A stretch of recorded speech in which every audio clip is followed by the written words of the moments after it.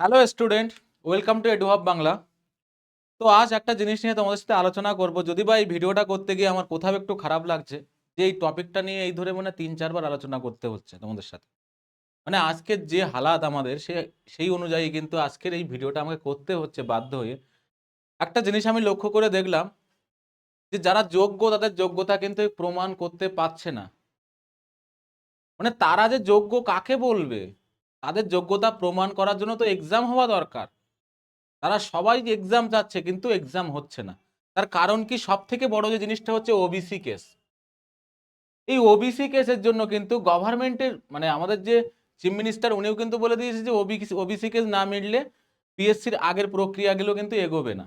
এটা তো বলেছে, আমি শুনেছি যতটা। ওবিসি কেসের 6 মেতে কিন্তু একটা ডেট আছে, তোমরা সবাই জানো। 6 মেতে একটা ডেট আছে।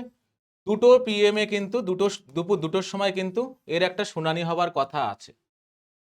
ঠিক আছে, কিন্তু যতদূর পর্যন্ত আমার মনে হলো এই দিনে আমার মনে হয় না যে এটার কোনো কনক্লুশন পাওয়া যাবে। ঠিক আছে, হয়তো আবার একটা ডেট চলে আসতে পারে, হয়তো আবার একটা ডেট চলে আসতে পারে।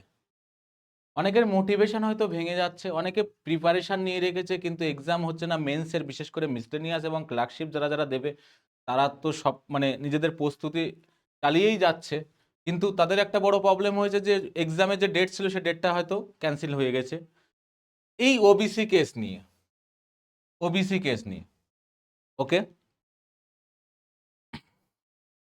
তো আশা করা যায়, একটা কথা তোমাদেরকে বলি, এইবার জুন বা জুলাই মাসে, জুন বা জুলাই মাসে, ঠিক আছে, এই সোমবার, এই সোমবারটা গেল, এই সোমবারে তো তোমরা জানো যে পিএসসি অভিযান হয়েছে, আমরাও মানে সাপোর্টিং ভাবে ছিলাম ওখানে। তো জুন এবং জুলাই মাসে কিন্তু কোনো একটা ডেট তোমাদের আসতে পারে আমার যেটা মনে হচ্ছে। কারণ আস্তে আস্তে কি হচ্ছে, পিএসসি কিন্তু চাপে পড়ে যাচ্ছে, পাবলিক সার্ভিস কমিশন কিন্তু একটা বড় চাপে পড়ে যাচ্ছে।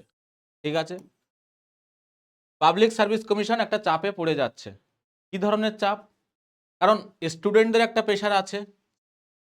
বিগত অনেকগুলো এক্সামের হাস্যকর ব্যাপার হচ্ছে পিএসসির সব থেকে বড় ভুল আমি তোমাদেরকে আজকের দেখো যে পিএসসি আজকের অনেকগুলো এক্সামের খাতা কিন্তু দেখেনি। অনেকগুলো এক্সামের কিন্তু খাতা যদি আমরা দেখি, খাতাগুলো কিন্তু পিএসসি দেখিনি। মানে এখনো পর্যন্ত পিএসসি খাতাই চেক করেনি। তাহলে এক্সামটা কেন নাও? এক্সাম যদি নাও তাহলে খাতা চেক করো। তোমরা খাতা চেক করিনি, রেজাল্ট দেওয়ার কোনো নাম নেই। মানে প্রিলিমসটার তো ভাই দাও রেজাল্ট, স্টুডেন্টরা বসে আছে, আরে পাস ফেল পরে দেখা যাবে, আগে রেজাল্টটা তো দাও। তোমরা তোমরা রেজাল্ট দাও না, অ্যান্সার কি দিয়ে দাও। মেন্সের কোনো কথা নেই তোমাদের, মেন্সের কোনো গল্প নেই। ওদিকে ওবিসি কেস ফাঁসি রেখেছো তোমরা, সব জায়গায় ফাঁসি রেখেছো, তাহলে স্টুডেন্টরা যাবে কোথায়? সবার একটা এজ হচ্ছে, সবার একটা বয়স হচ্ছে, প্রত্যেকের একটা আলাদা টেনশন আছে এখানে।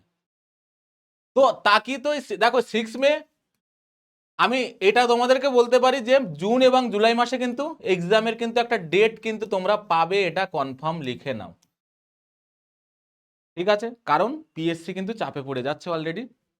আর 6 মে মনে হচ্ছে যে ডেট আসতে পারে, নাও আসতে পারে। দেখো এটা আমি আমার নিজের সিদ্ধান্ত থেকে বলছি, 6 মে হয়তো আর একটা ডেট দিতে পারে শুনানির, কিন্তু চেষ্টা করবে ওই দিন, চেষ্টা তো করবে যে ওই দিনে যেন কনক্লুশনে আসা যায়। ঠিক আছে, তো সবাইকে একটাই কথা বলবো যে আর অল্প কিছুদিন নিজেদের মোটিভেশনটাকে ধরে রাখো, নিজেদের প্রিপারেশনটাকে ভালোভাবে চালিয়ে যাও। বুঝতেই পারছো চারিদিকে কি চলছে আজকাল, সবাই আমরা জানি। ঠিক আছে, কিন্তু কিছু করার নেই। তো আমরা তো নিজেরা কি করতে পারি? আমরা আন্দোলন করতে পারি, আন্দোলন করার পরে ওরা ওদের মতোই কাজ করছে। পিএসসি আন্দোলন করার পরেও পিএসসির কোনো কিন্তু সাড়া শব্দ নেই। মানে স্টুডেন্টদেরকে এরা মাইন্ডে নেয় না। ওকে, তো চলো নেক্সট ভিডিওটা আবার দেখা হবে। আর ভালোভাবে প্রিপারেশন করো, এক্সাম অবশ্যই হবে। ওকে, সবাইকে জয় হিন্দ।